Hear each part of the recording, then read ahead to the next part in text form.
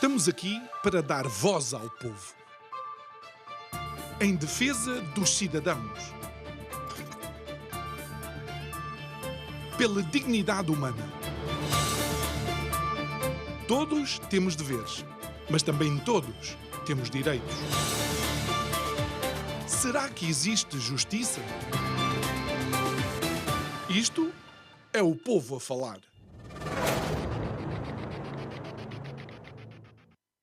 As convulsões sociais que se vão sentindo em Portugal têm algo de diferente e eu diria mesmo de paradoxal. Por exemplo, temos que nos lembrar que nos últimos 8 anos sempre foram governos de esquerda e isto contando com a geringonça, sim, porque esquerda mais esquerda não há. Mas há um dado mais surpreendente ainda, é que nos últimos 28 anos o PS governou 22 deles. Boa noite. O meu nome é João Nuno Pinto e isto é o Povo a Falar. Estou consigo de segunda a sexta-feira, neste mesmo horário, emissão em simultâneo Curiacos TV e Rádio Vida em 97.1. O tema para este mês, bom, não sabíamos nós que ia acontecer o que aconteceu ou está a acontecer em Israel, mas escolhemos Mar Morto. E Mar Morto porquê? Porque de facto naquele mar não existe vida. Não existe vida porque a quantidade de ingredientes e o desequilíbrio entre eles é tal que não é possível qualquer tipo de vida.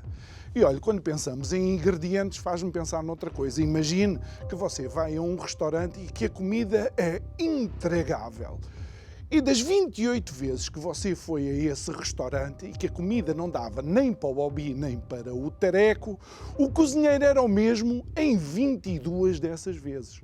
Não sei se está a haver uma tendência. Isto seria o momento eureka. Isto, se fosse o Sherlock Holmes, diria elementar, meu caro Watson. Mas em Portugal, aparentemente, não. Porquê? Porque quando olhamos para as sondagens, parece que nós gostamos mesmo é de comida carregada de sal. Para mal ou para bem das nossas doenças cardiovasculares, que qualquer dia nem vão ter sítio onde serem tratadas. Digo eu que não percebo nada disto.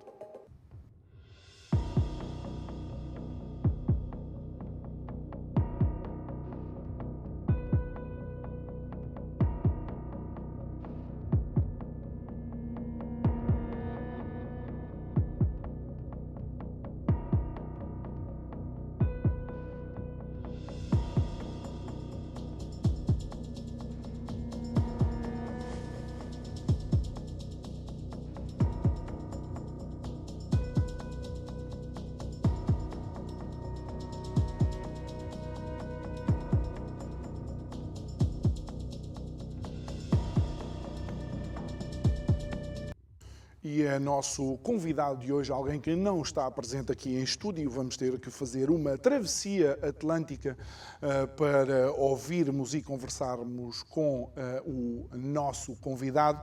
É o professor Nuno Garopa, da Universidade de George Mason, nos Estados Unidos. Boa noite, Nuno. Não sei se continuas professor, se já és reitor, tal já é a quantidade de anos que aí estás. Não, sou professor, eu sou sempre soldado, não sou general. Muito bem. Oh, Nuno, obrigado por disponibilizares um bocadinho do teu tempo.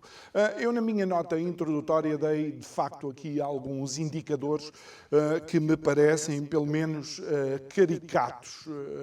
E uma delas tem a ver, por exemplo, uma grande manifestação que existiu há pouco tempo por causa das questões da habitação em Portugal e ver nessa manifestação, ou essa manifestação ser, de alguma forma, cooptada por partidos que estiveram no poder durante estes anos todos, a mim pareceu-me algo paradoxal.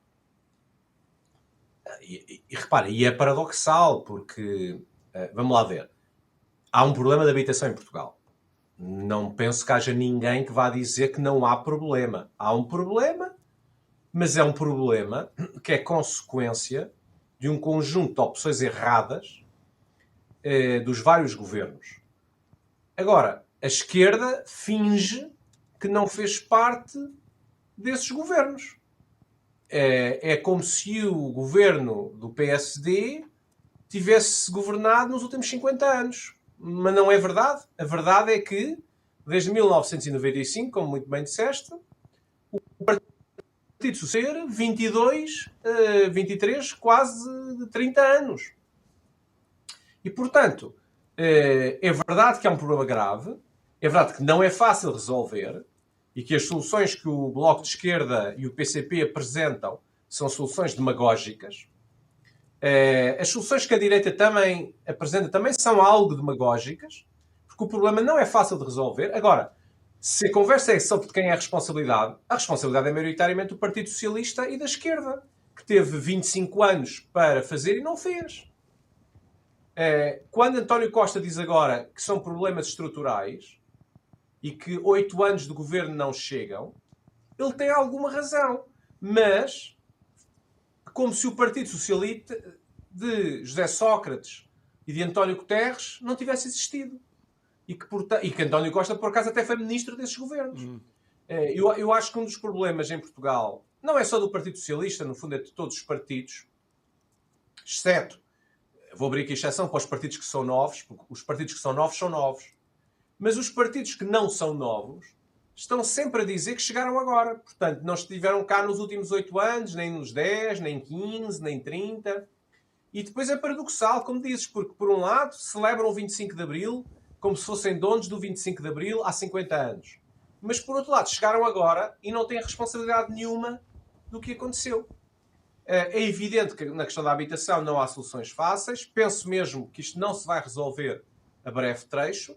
Mas vamos lá dizer, se é um problema de oferta ou de procura, se é um problema dos vistos gold, se é um problema dos regimes excepcionais, se é um problema de licenças, se é um problema, o que quiserem, de construção, esses problemas todos existem porque o PS tomou as decisões que tomou. Portanto, a responsabilidade é do Partido Socialista, obviamente que também do PSD, quando lá esteve, mas o PSD esteve lá há 7 anos, estes estão há 23. Portanto, a responsabilidade é maioritariamente do Partido Socialista. Muito bem. E outro dos paradoxos, e daí eu mencionar o momento eureka e o famoso, o elementar, meu caro Watson, é que quando olhas para isto, seria suposto ver depois nas sondagens algum reflexo de uma vontade de mudança por parte do povo português. Ou seja, seria um abrir de olhos do povo português. Mas aquilo que vemos, nomeadamente à direita, nomeadamente no PSD, ou seja, o maior partido da oposição, é que as sondagens não mostram um real crescimento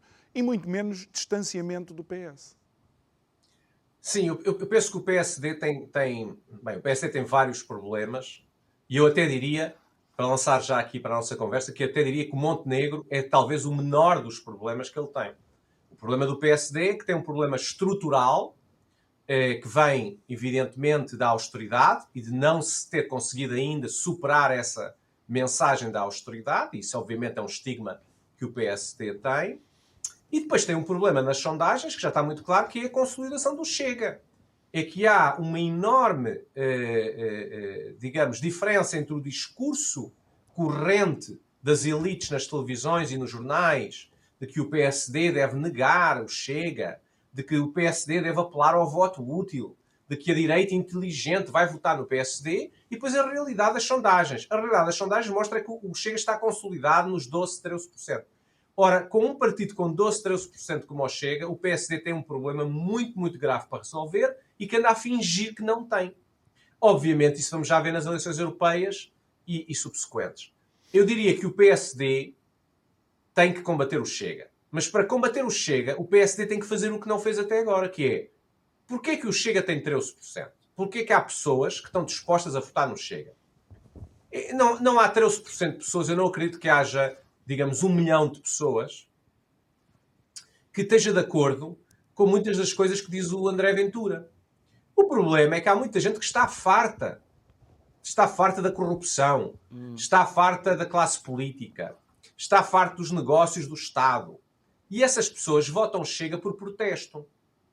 Para o PSD recuperar esses votos, o PSD tem que ter um programa de reformas do sistema político, da justiça, do combate à corrupção, da endogamia, da Assembleia da República, que o PSD não tem.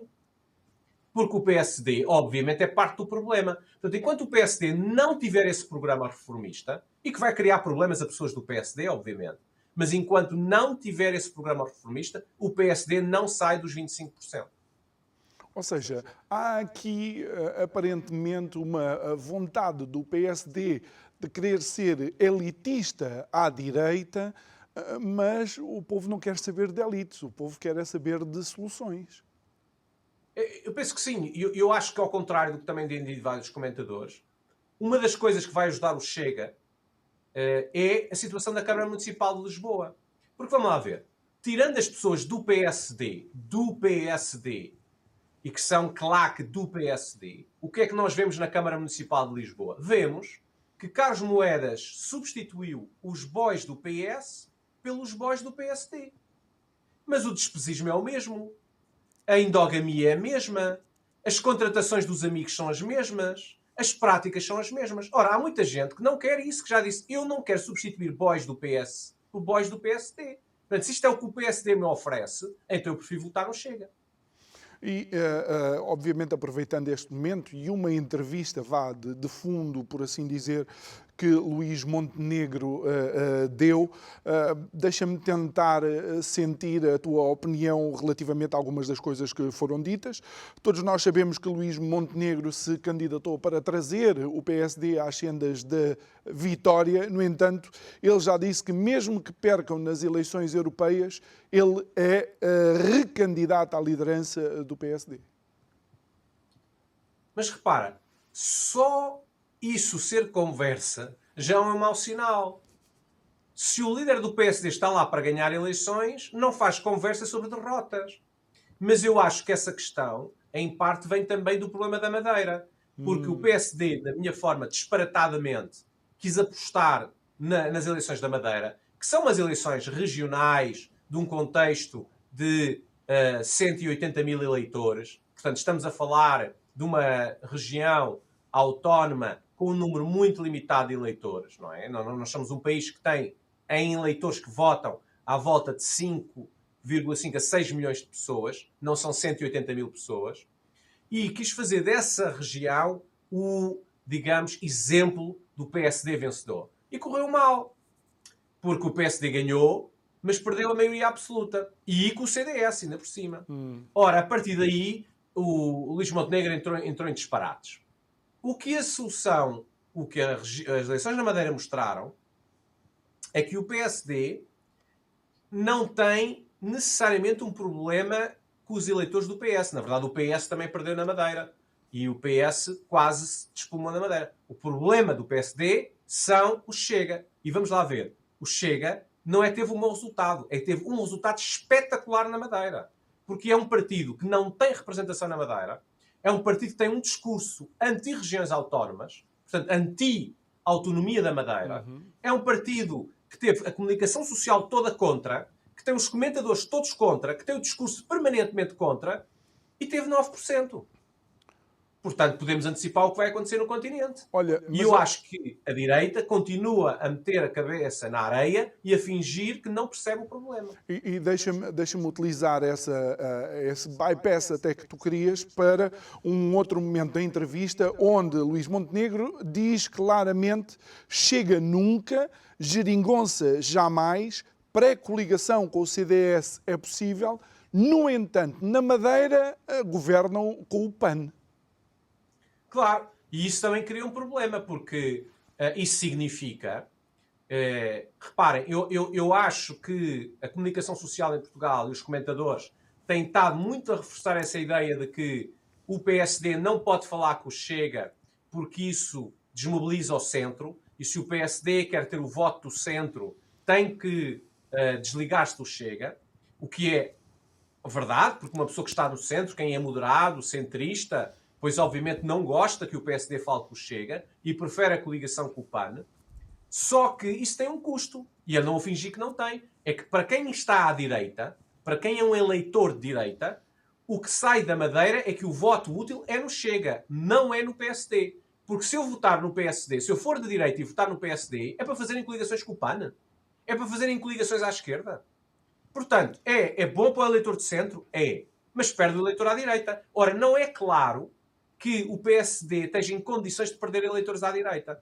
Porque se fingirem que o voto útil vai funcionar. Já não funcionou nas últimas legislativas, não funcionou na Madeira. Tenho muitas dúvidas que vai funcionar nas próximas eleições. Olha, fora a situação paradoxal que deixa qualquer tipo de coligação como a madeirense, onde do lado tens o CDS que apoia a tourada e do outro lado tens o PAN que pura e simplesmente quer terminar com a tourada, não é?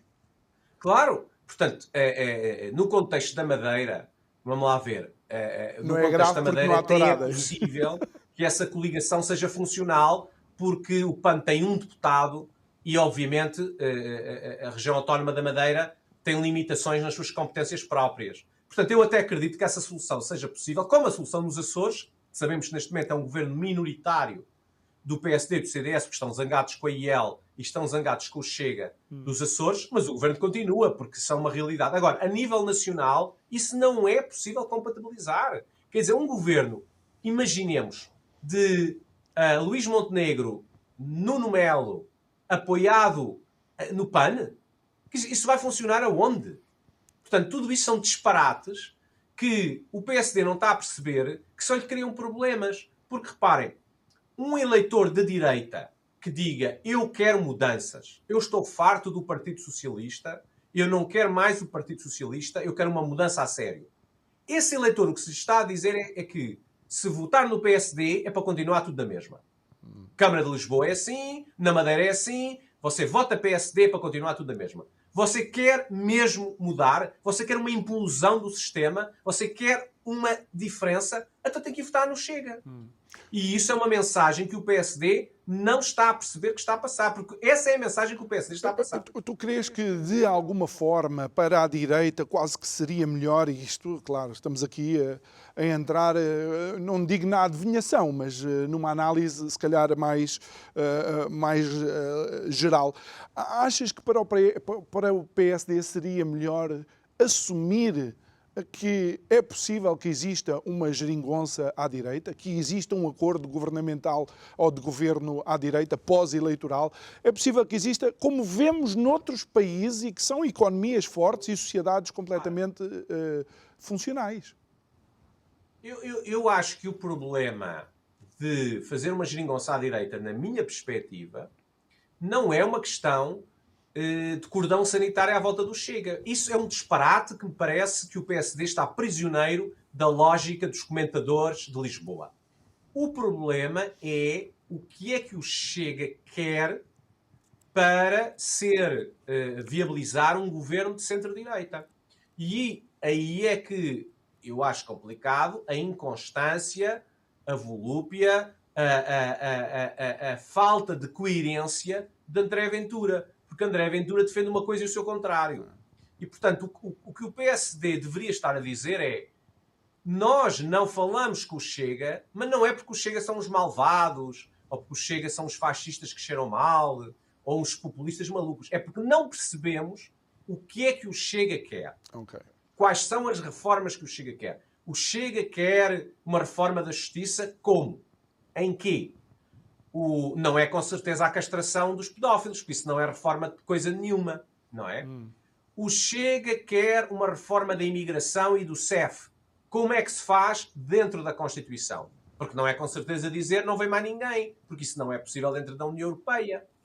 O Chega quer uma reforma do sistema político. O que é essa reforma do sistema político? É alterar a Assembleia da República? É alterar as câmaras municipais? É alterar a lei eleitoral? É alterar a lei do Tribunal Constitucional? Isso é que tem que ser clarificado. E o problema é que o Chega não clarifica isso, mas o PSD também não, porque o PSD não tem nada. As propostas de Luís Montenegro são vazias, completamente vazias, são demagógicas. É promessas de baixar impostos, demagógico, puramente demagógico, promessas que têm a ver com as carreiras dos professores, demagógicas, promessas na saúde, demagógicas. O PSD não tem projeto nenhum que seja para levar a sério. E enquanto isso for assim, não vale a pena os comentadores elogiarem e dizer que é maravilhoso, porque as pessoas percebem, e é por isso que o PSD está com 25% nas sondagens. Mesmo o país estando, digamos, nesta hecatombe que está atualmente, não é? Que isto é o que surpreende. Mas, aí António Costa fez uma aposta logo em 2015, que a direita não percebeu que é uma coligação imbatível. António Costa é a coligação dos funcionários públicos com os pensionistas. Claro, não estou a dizer que todos os pensionistas votam PS, nem que todos os funcionários públicos votam PS. Porque se isso fosse verdade, o PS tinha 4 milhões de votos e tem 2,1 milhões de votos. Portanto, não é todos. Mas o que o PS conseguiu é esses dois grupos, que são uns grupos muito grandes na sociedade portuguesa, têm interesse em manter o Partido Socialista. E o Partido Socialista mantém isso com o discurso das contas certas. O que é impressionante é que Luís Montenegro critica Medina com argumentos demagógicos de extrema-esquerda. Em vez de elogiar Medina dizendo finalmente temos as contas certas. E agora que temos as contas certas, como é que vamos resolver o problema da saúde? Como é que vamos resolver o problema da educação? O que o Luís Montenegro diz é temos as contas certas e isso é Betinho e Pipinho. Mas então o que é? O PSD é o Bloco de Esquerda? Agora não quer contas certas? Passaram anos a dizer que eram o partido das contas certas, agora já não são. E todas essas incoerências, obviamente, o eleitorado percebe que é demagogia. E, portanto, é preciso ter um discurso de elogio ao Partido Socialista e a Fernando Medina quando fazem coisas boas e depois fazer as críticas dizendo, bem, mas então há aqui coisas para fazer. Agora, o que não pode ser é dizer as contas certas já não são uma prioridade, devemos gastar por crescimento que não existe, devemos contabilizar os professores quando é evidente que precisamos de uma reforma da educação, a saúde entregamos aos privados, quer dizer, tudo isso são demagogias que simplesmente o eleitorado já não acredita e é por isso que, para a desgraça de Luís Montenegro, o Chega consolidou-se ali nos 13%, 14% e o PSD não arranca, não chega aos 30%, não consegue. Eu quase que me dá a sensação que a forma que Luís Montenegro tem de chegar ao eleitorado é usando os mesmos chavões e os mesmos clichês, digamos, quase infantilizando os eleitores, quando me parece que o eleitorado em Portugal está cada vez mais atento e quer propostas de facto concretas, não é? Porque, por exemplo, relativamente à habitação, só dizer é deixar o mercado funcionar e não vamos carregar em cima dos proprietários que não têm culpa nenhuma. Bem, isto é tão vago quanto aquilo que eu acabei de dizer, de facto. Eu acho que estás a dizer exatamente o problema. É que o PSD não percebe que não pode infantilizar os eleitores e que não é verdade, ao contrário, no passado, noutros ciclos políticos, de que basta esperar o apodrecimento de António Costa. Porque não só esse apodrecimento pode levar muitos anos, como agora tem um concorrente que é o Chega. Claro, também tem a Iniciativa Liberal, mas a Iniciativa Liberal é menos problemático, porque a Iniciativa Liberal, na verdade, substitui o CDS. E, portanto, é um partido que, obviamente, não é o CDS, tem outras exigências, mas é um partido que tem 5%, 6%. Portanto, não está a criar um problema de mobilização à direita do PSD. O Chega é que é o problema do PSD. Agora, esse problema, do meu ponto de vista, como há pouco te dizia, não se resolve insultando, não se resolve dizendo que são todos feios e mal cheirosos e não falamos e que gente horrível, que gente tão grunha e são uns grunhos. Não. Resolve-se dizendo porquê é que as pessoas querem votar no Chega?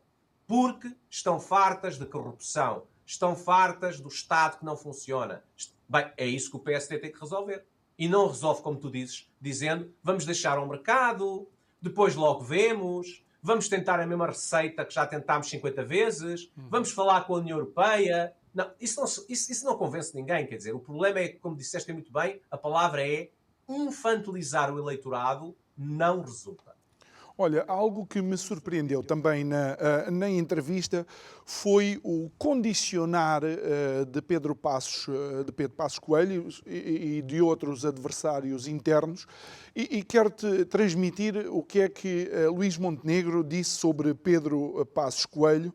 Disse que, bem, na realidade eu penso que Pedro Passos Coelho está a ser subaproveitado na academia. Alguém como ele que tem tanto conhecimento poderia ir ensinar e ser professor. Eu não sei, eu vou deixar isto.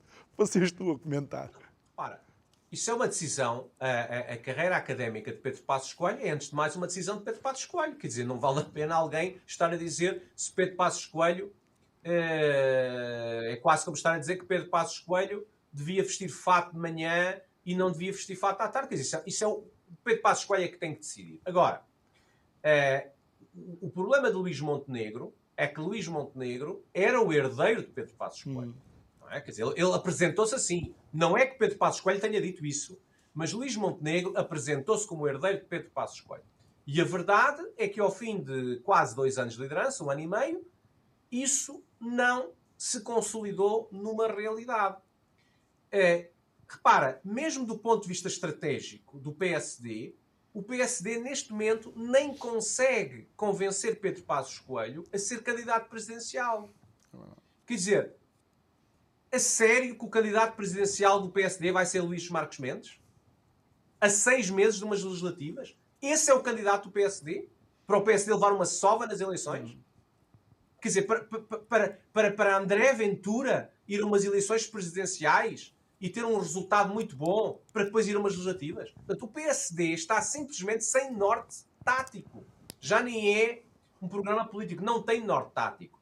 O PSD tem vários problemas pela frente. Tem umas europeias, como já vimos, que ele próprio admite perder.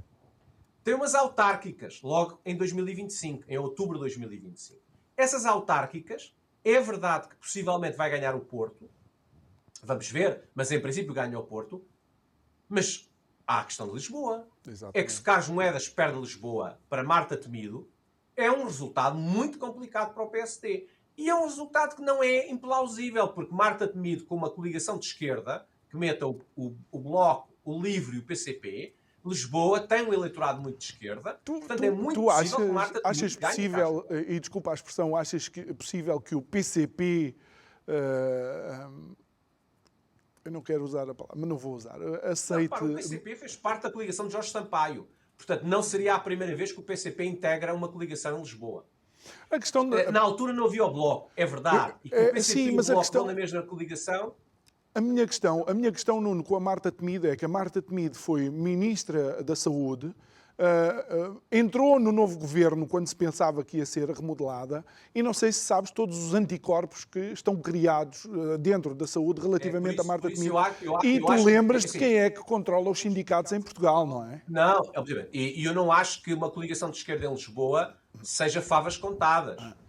Acho que é complicado e acho que Marta Temido vai ter dificuldade em ter toda a esquerda na lista dela. Agora, eu acho que o Carlos Moedas tem um problema, porque haverá candidatura do Chega, haverá provavelmente candidatura da IEL, e Carlos Moedas teve 35% da última vez. Ele ganhou a Câmara porque a lei das câmaras impõe, a lei autárquica, a lei eleitoral autárquica, impõe que governa o mais votado. Não é como a lei nacional.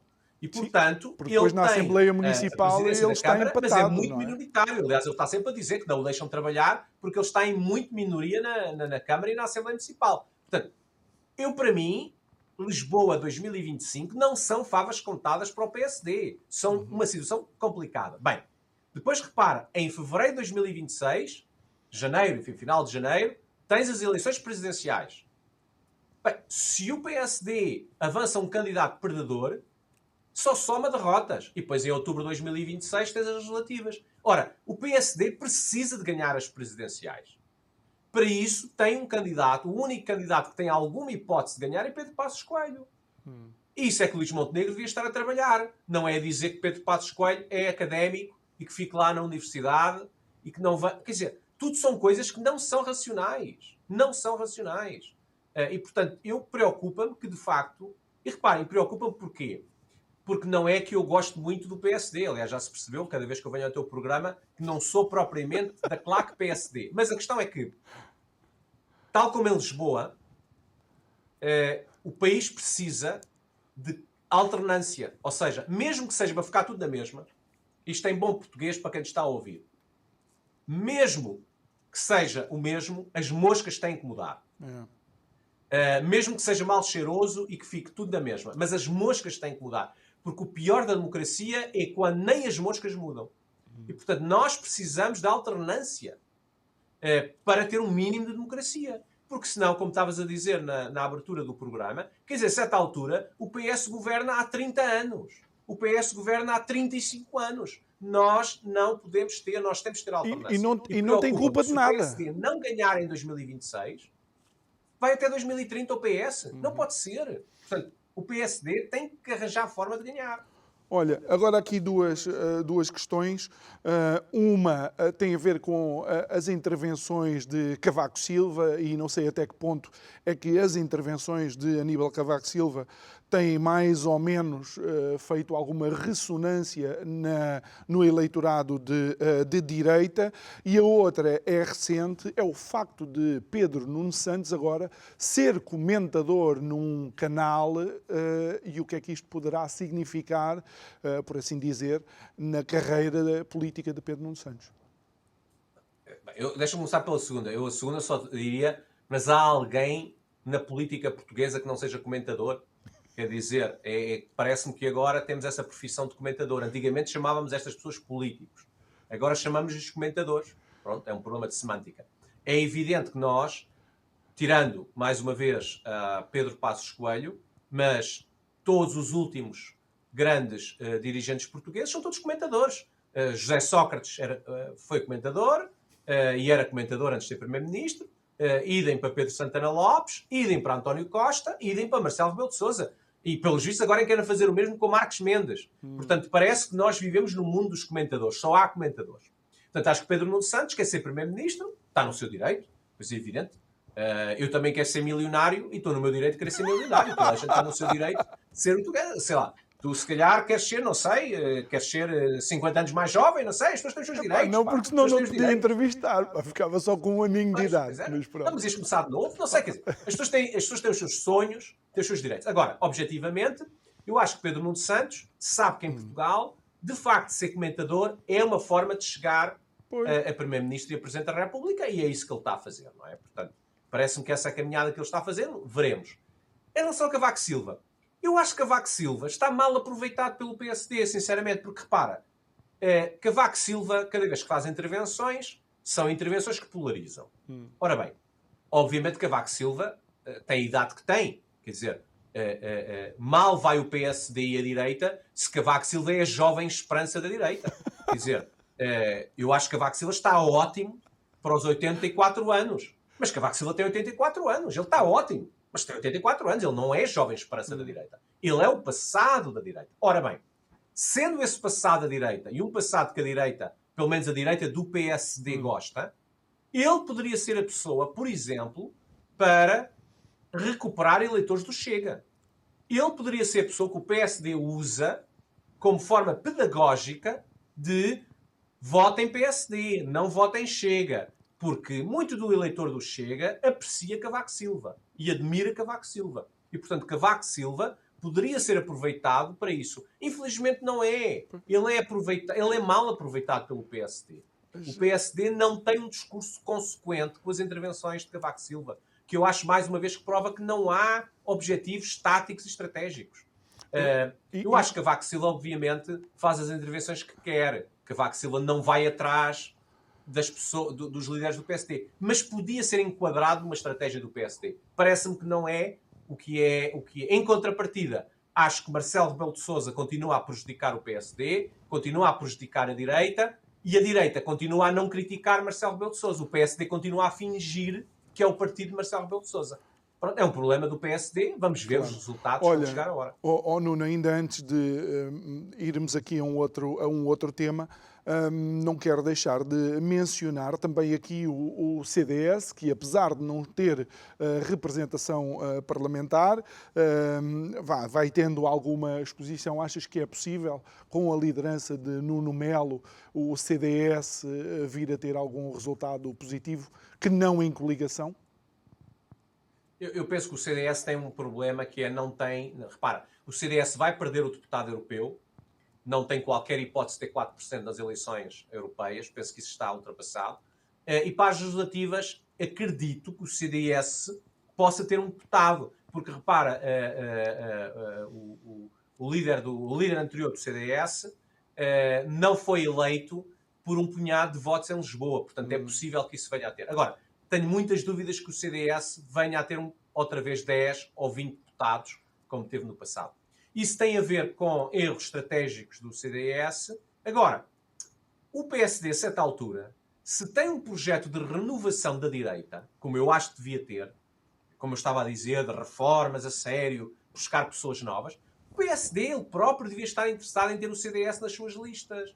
Porque o PSD precisa de mudar. E isto seria uma forma também de mudar. Ora, o que nós estamos a ver é que o PSD não quer isso. Não quer. E, portanto, eu penso que o CDS vai continuar esta caminhada complicada e com um papel muito marginal, não é? Quer dizer, mesmo na Madeira, nós percebemos que o CDS já não vale nada fora das listas do PSD. E, portanto, isso, e idem nos Açores. Portanto, isso, evidentemente, leva a que o CDS cada vez vai ter mais problemas.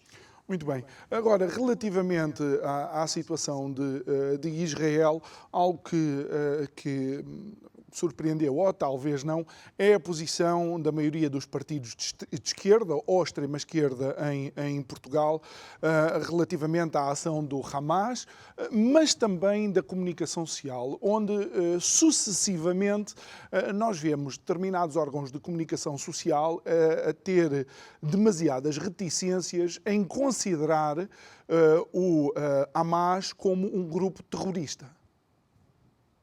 Olha, o Hamas é um grupo terrorista. Não pode haver questões sobre essa. Eu penso que aqui há um problema de que a extrema-esquerda, não é só em Portugal, mas também na Europa e até aqui nos Estados Unidos, a extrema-esquerda tem uma influência na comunicação social completamente desproporcional à influência que tem na população. Não, quer dizer, a extrema-esquerda, em Portugal, neste momento, tem, enfim, 9 deputados, 10 contarmos com o Rui Tavares, na Assembleia da República. É uma força perfeitamente marginal. No entanto, tem uma influência na comunicação social completamente desproporcional. E, aliás, nesta questão que nós estamos a ver, a própria extrema-esquerda, com a ajuda de alguma comunicação social menos rigorosa, tem misturado a questão palestiniana com a questão do Hamas. Ora, nós não estamos a ter conflitos na Cisjordânia. Nós não estamos a ouvir falar de conflitos com a Organização de Libertação da Palestina. Nós não estamos a ouvir falar de problemas com o governo de Ramallah. O que nós estamos é com a faixa de Gaza. A faixa de Gaza não é a Organização da Palestina. É uma zona da Palestina que está governada por um grupo terrorista que aterroriza a população local, e, neste momento, fez um massacre. Eu não, sinceramente, não há forma de entender como é que decapitar 40 bebés, como a BBC já documentou, não é uma forma de massacre inaceitável. Portanto, isto mostra apenas que a bússola, o compasso moral da extrema-esquerda é problemático. Sempre foi.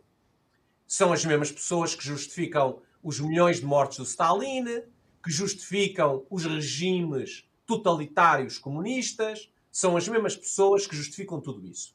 Sempre em nome da sua superioridade moral, porque os mortos do Hamas não contam. Os mortos do Stalin não contam, os mortos soviéticos não contam, ou nada disso contam, conta. ou se contam, estão justificados. Exatamente. Ora, a questão é, o problema em Portugal, agora falo de Portugal, não do resto da Europa, é que esse discurso da extrema-esquerda beneficiou de uma certa empatia por causa da geringonça. Ora, o discurso da extrema-esquerda tem que ser posto onde ele está. Extrema-esquerda. Tanto que, repara, mesmo a comunicação social portuguesa e até a espanhola, como temos visto, que o problema também existe em Espanha, refere-se a estes partidos como esquerda radical. Eles não são esquerda radical. Eles são extrema-esquerda. Extrema-esquerda. Ou seja, são partidos que defendem modelos de sociedade totalitários e que justificam toda esta violência em nome de outros valores que eles têm. Nuno. E isso tem que ser denunciado. Não, é assim, não vale a pena estar chocado, não vale a pena dizer... Não, isto é a extrema-esquerda. Quem vota na extrema-esquerda sabe no que está a votar. Olha, deixa-me só mencionar um caso pessoal. Como sabes, e já mencionei aqui, estive recentemente em Israel, juntamente com uma equipa do canal de televisão. A produtora que está aqui connosco em estúdio, inclusive, estava connosco lá também. Chegámos até lá, e uma das coisas que nos surpreendeu foram as bandeiras do movimento LGBT e a restante identificação.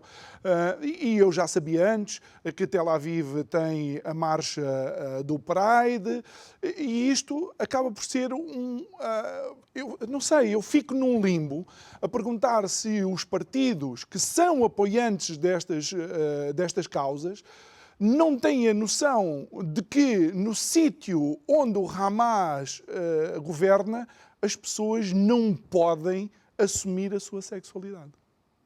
Como é evidente, no sítio onde o Hamas governa, no sítio onde os talibãs governam, no Irão, não há LGBT, não há direitos das mulheres, não há nada disso. Mas estes movimentos não querem saber, porque, repara, o problema da extrema-esquerda é que o seu ódio ao Ocidente, o seu ódio ao modelo de vida ocidental é mais forte do que reconhecer que é no Ocidente que esses movimentos existem. Repara, Israel não é só a questão LGBT. Israel teve nos últimos 6 meses manifestações profundíssimas contra o seu governo. Exatamente. Não é?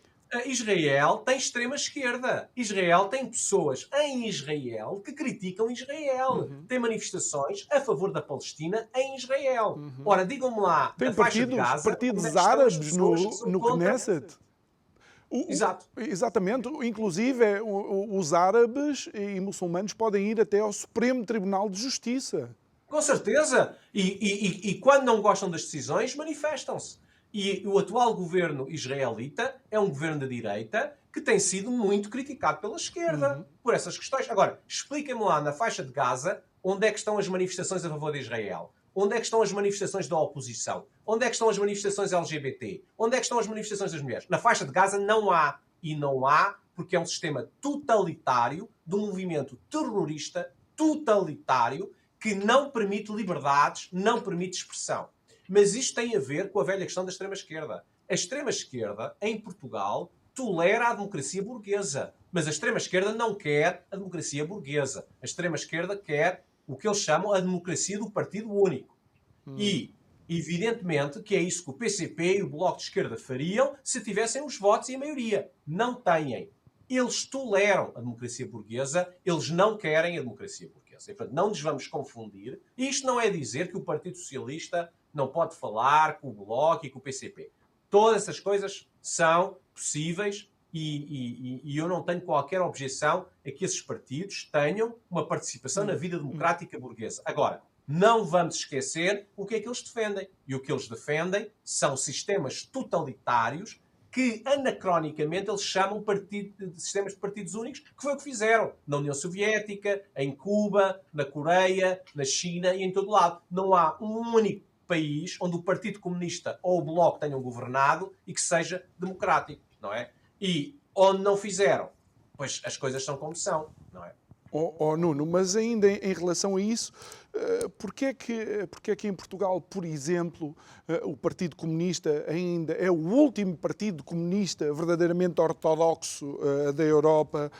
Porque é que os jovens continuam a ter alguma ressonância ou a receber com os braços abertos as visões de partidos como o Bloco ou mesmo o Livre, ou outros partidos que ainda não têm assento parlamentar, mas que são de extrema esquerda? Mas eu penso que, apesar de tudo, são partidos que neste momento, nesta conjuntura, até têm pouca representação parlamentar. Agora, depois há coisas que são vicissitudes de Portugal. Quer dizer, por exemplo, em Espanha, o Partido Comunista Espanhol já integra a coligação do Podemos, não é? Quer dizer, já se aproximou de uma... O PCP e o Bloco em Portugal continuam a ter uma relação complicada. Agora, penso que há uma admiração pela utopia maravilhosa que a extrema-esquerda propõe, que é o mundo da justiça social, o mundo maravilhoso, mas que eles não realizaram. E depois aqui há comparações que não são honestas, porque dizer a União Soviética não era um país comunista porque nunca foi comunista, porque nunca tivemos comunismo. Pois, mas então também nunca tivemos capitalismo.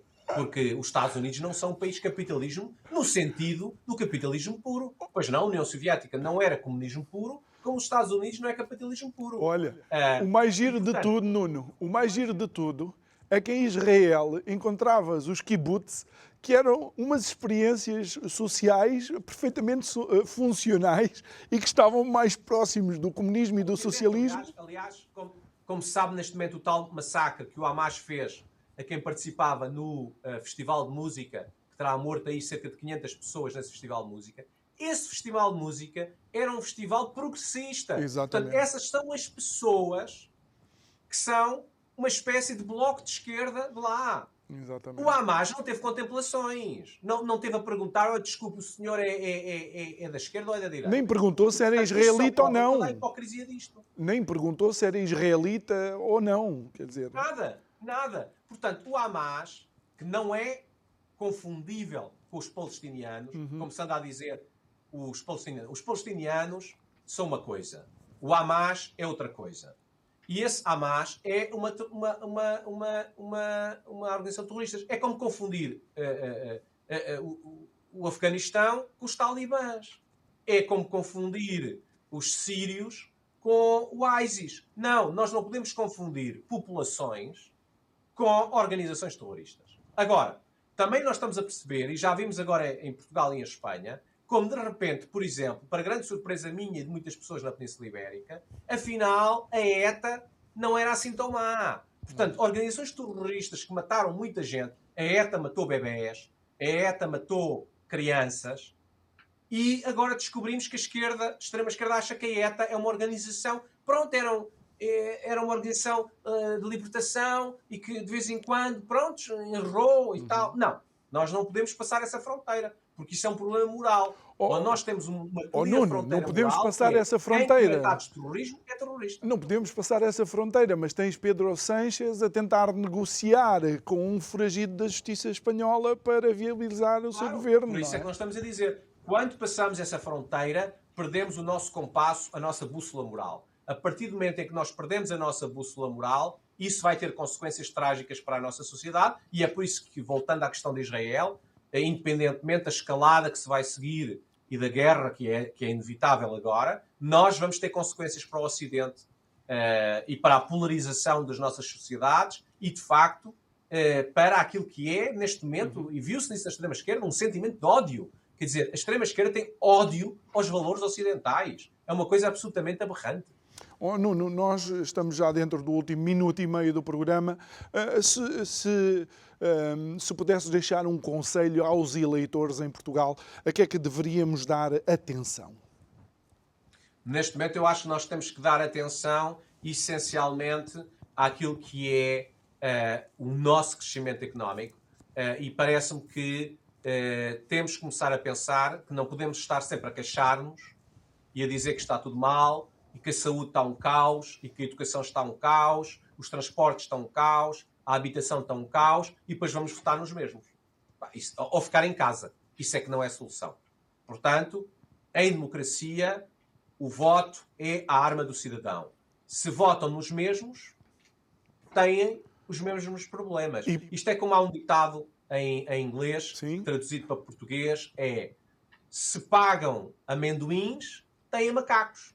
é verdade. Quer dizer, não podem esperar com amendoins que apareça gente inteligente. Aqui é a mesma coisa. Epá, se votam nos mesmos, têm o mesmo. Oh, Nuno, e mesmo para terminar, fazer já esse voto também nas europeias? Eu acho que sim. Muito Eu acho bem. que todas as eleições são importantes e as europeias são um momento importante para sinalizar o protesto em relação àquilo que estamos em Portugal. Estão fartos da corrupção. Obrigado, Nuno. Então vamos Obrigado, votar nas europeias, como é que estamos obrigado, fartos? Nuno Garopa. Fico com 10 segundos para me despedir de ti e despedir também de todos os nossos telespectadores e ouvintes. Muito obrigado pela sua participação. Estamos de volta depois para um próximo programa. Boa noite.